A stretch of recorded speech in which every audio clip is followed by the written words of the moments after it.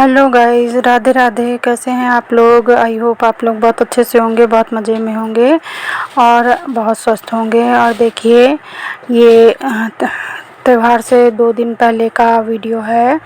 तो इसको अब मतलब गर्मी पड़ने लगी है काफ़ी हद तक, तो आप जितने भी गर्म कपड़े हैं धीरे धीरे समेट समेट के सब बैग में भरकर और बॉक्स में और मतलब बेड के अंदर जहाँ जिसकी जगह है वहाँ पर ऑर्गेनाइज़ कर रही हूँ। तो जैसे ही थोड़ा सा मतलब कुछ कपड़े कलेक्ट करती हूँ, धो धा के रखती हूँ और इकट्ठा करके बस उन्हें जहाँ पर जगह दिखती है बॉक्स में या फिर बेड में, तो वहाँ पर मैं लगा देती हूँ। क्योंकि निकालने में तो हम लोग थोड़े थोड़े कपड़े निकालते ही जाते हैं और जब रखने पड़ते हैं तो फिर इकट्ठा ही अब सबके मतलब रख जाते हैं। अभी इस टाइम फेस्टिवल का भी काम है, तो इस वजह से बहुत ज़्यादा काम नहीं समेट रही हूँ ये कपड़े वाला। अभी तो मम्मी पापा के सब स्टोर करके रखे हैं एक जगह पर और हम लोगों के भी हैं। और सारे कपड़े तो मैंने धुल दिए हैं, बस एक अपनी हाफ़ जैकेट ही रखी है जो कि मैंने पहन रखी है, तो इसे ही बाहर है। पर इसको भी धो के अब रखूँगी क्योंकि होली के बाद तो अब काफ़ी गर्मी पड़ने लगेगी। धीरे धीरे अप्रैल का महीना शुरू हो रहा है, तो जहाँ थोड़े से कपड़े इकट्ठा होते हैं तो बस मतलब एकदम बहुत ज़्यादा काम नहीं फैला रहे हैं इस टाइम पे। क्योंकि आप लोग जानते ही हैं कि ये कोई भी होली दिवाली कोई भी फेस्टिवल आता है तो जिसमें साफ़ सफाई का भी काम बढ़ जाता है और साथ ही साथ रखना उठाना ये भी सब करना पड़ता है। और जो इनमें पकवान बनते हैं तो उसमें तो काफ़ी ज़्यादा टाइम लग जाता है। जिस तरह दीपावली में साफ़ सफाई का ज़्यादा मतलब रोल होता है, उसमें सफाई और सजावट का ध्यान रखना पड़ता है, तो इसमें बनाने खिलाने का ज़्यादा ही ध्यान रखना पड़ता है। और मन भी करता है कि क्या क्या अच्छी चीज़ें हम बनाकर खिला दें, साल भर का त्यौहार है। तो यहाँ पर देखिए कुछ गर्मी का सामान मैंने बाहर निकाला है, कपड़े भी निकाले हैं और ये भी मतलब कुछ जो एक्स्ट्रा दरी वगैरह है वो भी निकाला है। और इसमें मेरे हाथ में चोट भी आ गई है और बेटा बोला था कि कुछ टी शर्ट वगैरह निकाल दो, अब काफ़ी गर्मी होने लगी है। तो थोड़े से कपड़े मैंने निकाले हैं क्योंकि बेड का एक ही बॉक्स मैंने खोला है। अभी जब त्यौहार से फ्री हो जाऊंगी फेस्टिवल के बाद तब फिर मैं अपना मतलब अच्छे से रखना उठाना करूंगी। अभी फ़िलहाल तो मैंने बस थोड़ा सा एक ही बैग निकाला है और बेटे से बोला है कि अपने हाफ कपड़े रखते जाओ।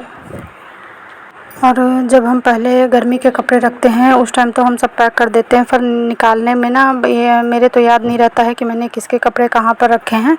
इसी तरह शर्ट और टी शर्ट के ऑर्गेनाइज़र बना रखे हैं तो उसी में चेक करती हूँ। क्योंकि जब रखना होता है तो वैसे तो मैं सबके अलग अलग ऑर्गेनाइज़र बनाए हूँ, जिसकी टी शर्ट से बनाती हूँ उसी के कपड़े रखती हूँ। पर लास्ट में जो बच्चे मतलब जो बचे हुए कपड़े होते हैं बच्चे के और मेरे, तो वो सब एक में ही कर देती हूँ। फिर जैसे जब हम रखते हैं तो ये लगता है ये कपड़े छोटे हो रहे हैं या नेक्स्ट टाइम जब निकालेंगे तो ये ख़राब लगेगा या ये छोटा हो जाएगा तो इसको अलग करेंगे।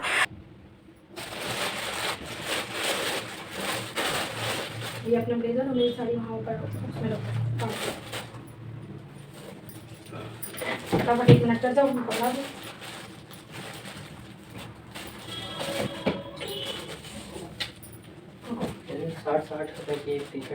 और यहाँ पर बेटा बता रहा था कि 60-60 रुपये में होली खेलने के लिए वाइट और मतलब प्लेन टी शर्टें मिल रही हैं, सिर्फ होली खेल के उसको मतलब यूज़ एंड थ्रो करने वाली। तो उनमें पेंट बना हुआ है, चाहो तो पेंट मतलब कुछ भी पेंट करवा लो और या फिर ऐसे ही प्लेन रखो। तो मैंने बोला कि अगर होली खेलनी है तो मैं तो ले लो, क्योंकि है ये होली नहीं खेलता है, होली वाले दिन जल्दी घर से ही नहीं निकलता है। तो जब ये बता रहा था तो मैंने कहा ले लो 2-3 अपना ले लो, ऐसे भी पहनने को काम आ जाएंगे तुम्हारे, कि जैसे नाइट वाइट में पहनना हो, हल्का पतला कपड़ा रहता है वो। और 60 रुपये में कैसी होगी वो आप लोग समझ ही सकते हैं, पर होली खेलने के हिसाब से तो ठीक थी। तो मैंने बोला एक भांजे के लिए भी ले आओ होली खेल के, पर उसके पास वाइट कुर्ता पजामा था तो वो बोला क्या फ़ायदा है, पहले तो सोचा कि होली के लिए ले लूँ, फिर नहीं लेना है, अच्छी अच्छी टी शर्ट ले लें तो कल को कॉलेज वॉलेज जाने के काम भी आ जाएगी। और आज मम्मी की तबीयत कुछ ज़्यादा ही ख़राब है, मतलब पहले उनके हार्ट की दिक्कत थी तो उसकी मेडिसिन चल ही रही है।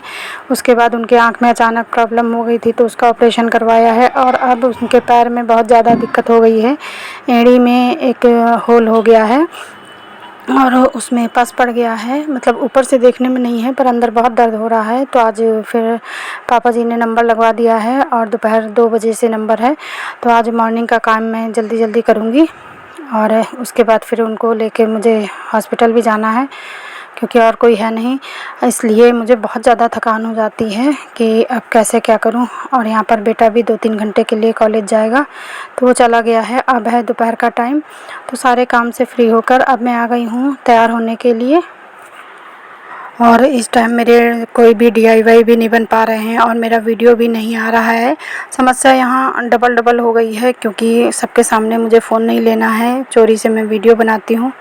और ये सोच रखा है कि हस्बैंड के सामने तो मुझे बिल्कुल भी नहीं लेना है फ़ोन, और घर वालों के सामने भी नहीं। अपना ऐसे मतलब नॉर्मली उठा के फ़ोन तब फिर मैं काम कर लेती हूँ, नहीं कर मतलब सबके सामने नहीं करती हूँ। और दूसरी बात ये है कि घर का काम करो, फिर हॉस्पिटल में 3-3 4-4 घंटे रहो, तो हम खुद ही मरीज़ हो जाते हैं।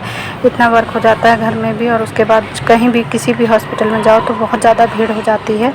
और आप देख सकते हैं ये तीसरा हॉस्पिटल है, तो यहाँ पर लाई हूँ दिखाने के लिए। अब यहाँ पर मम्मी चल नहीं पा रही हैं, तो इनको एक जगह बैठा दूँगी, और उसके बाद रिसेप्शन से जो पेपर वर्क है वो सब करना है मुझे। और इसके बाद फिर अब देखिए नंबर कब आता है।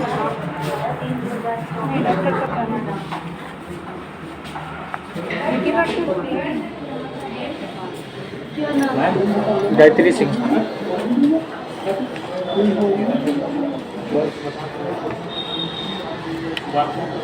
कितने बजे तक बैठते हैं सर?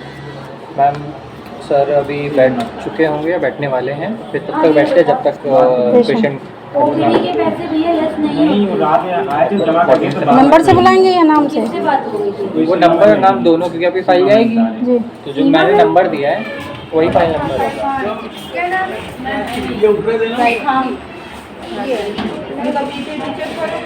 बताया नहीं, अब तक करा लेते हैं। कितना नंबर है? चलो आ जाएगा। और यहाँ पर देखिए मेरा कैमरा कितना धुंधला हो गया है, क्योंकि जब मैं काम कर रही थी घर पर तो मेरा फ़ोन भांजा लिए हुए था। तो छोटे बच्चे हैं, गंदे संदे हाथ लगा देते हैं, तो मैंने गौर नहीं किया है। बाद में वीडियो देखा है तो इतने धुंधले कितना ख़राब आ रहा है वीडियो, तो आप लोग थोड़ा से इसको इग्नोर कीजिएगा। बाद में पता चला कि मतलब कैमरे में ऐसे दाग धब्बे लगे हुए हैं, तो कैमरा साफ़ नहीं आ रहा था।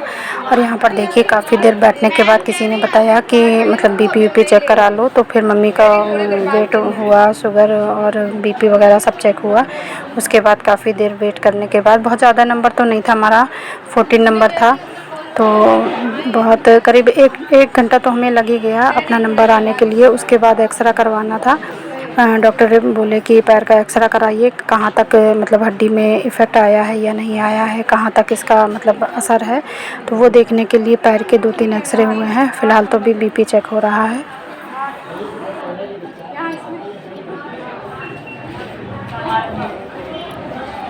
आपका कितना? आपका मेरा 15।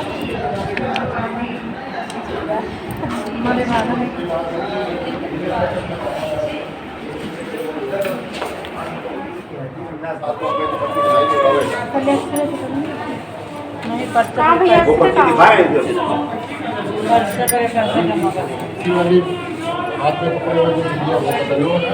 ये पकड़ो, ऊपर वाले पकड़ो ना। और जब हम कहीं भी किसी भी हॉस्पिटल आते हैं ना, तो मन इतना ख़राब हो जाता है। वहाँ ऐसे पेशेंट मिल जाते हैं ऐसे। अब ये देखिए एक माताजी का ये एक्सरे हो रहा है, तो इनके जांघ में, थाई में मतलब कभी एक्सीडेंट हुआ होगा तो इनके रॉड पड़ी थी, तो वो रॉड अब इस टाइम निकल के इनके घुटने में आकर होल कर रही थी, मतलब घाव कर दिया था उसने। तो इनका 3-4 बार मतलब करीब 1 घंटा 1.5 घंटे से इन्हीं का एक्सरे नहीं हो पा रहा था। इनकी एज करीब 80-85 साल लग रही थी। तो बताइए इतनी एज में जब इस तरह की कंडीशन देखो ना, तो बहुत मन ख़राब हो जाता है, कहीं भी जाने का मन नहीं होता है। हम और मम्मी दोनों ही घबरा गए थे, कोई चिल्ला रहा है, कोई कुछ कह रहा है, क्योंकि हड्डी वाला हॉस्पिटल है, तो टूटे फूटे लोग काफ़ी थे, प्लास्टर हो रहा था, तो खूब चिल्लपन होती है, तो उसमें मन मतलब बहुत ज़्यादा ख़राब हो जाता है।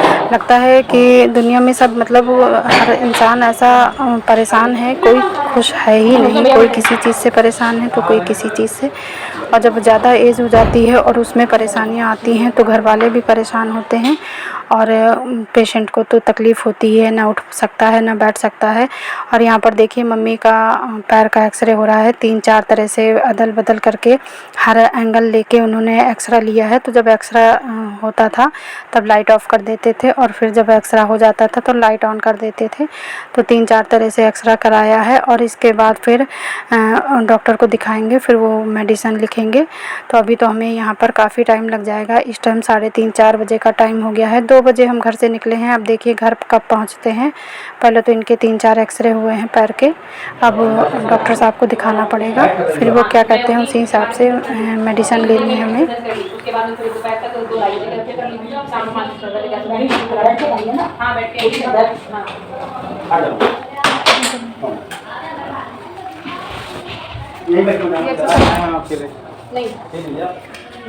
हम चाय कॉफी नहीं पीते हैं, बता दिए